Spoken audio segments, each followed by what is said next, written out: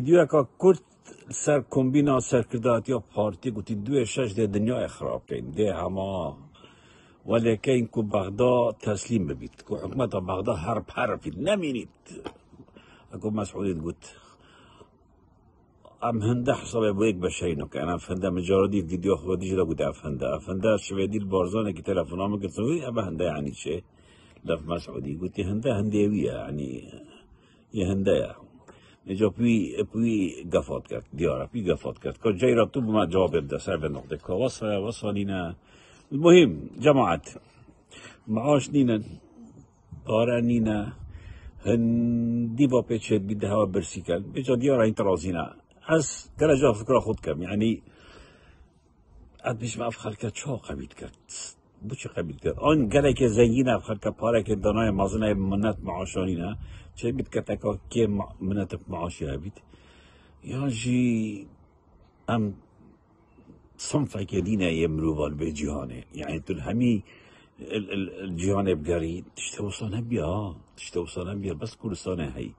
ود بیدن خلکی بیدن ابد هرات تیک تو کده هرات واجهادا تو برای خود مسین هل گرتوان و کویرتوان و قشمرتوان یعنی دبوتا کورسانه کنه شما شریف به جواد عرب جد بخو گرتی نینا الواقعات العربية بتقابل هفليري هندك شوان بس متحت هريمت كانوا أزمونة هريمة وتجربة هريمة ونظام تشيو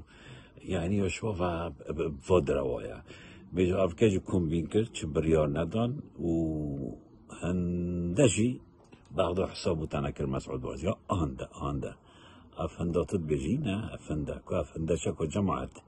بارزان شویدی که تشتگو تموتی هنده یعنی اوی قضایی تشتگیه بس از نشیم همیه بیشم بره بس که این تفسیر کرده بس هنده حسابه بوانا کم و ده نکه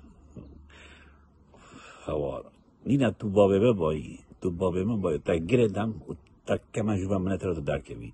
میجا مسئول آنتو تو ولی بکی آنتو به جیرا بیشتوی کلابچه کنم به نجوبا نهلم درکه بی نهلم بابید والله یک آوتاویت حد که خود لو تنید بلد نظرم بیدارم ملت ما پیچه خدا بچته و بریارا خوب داد بسه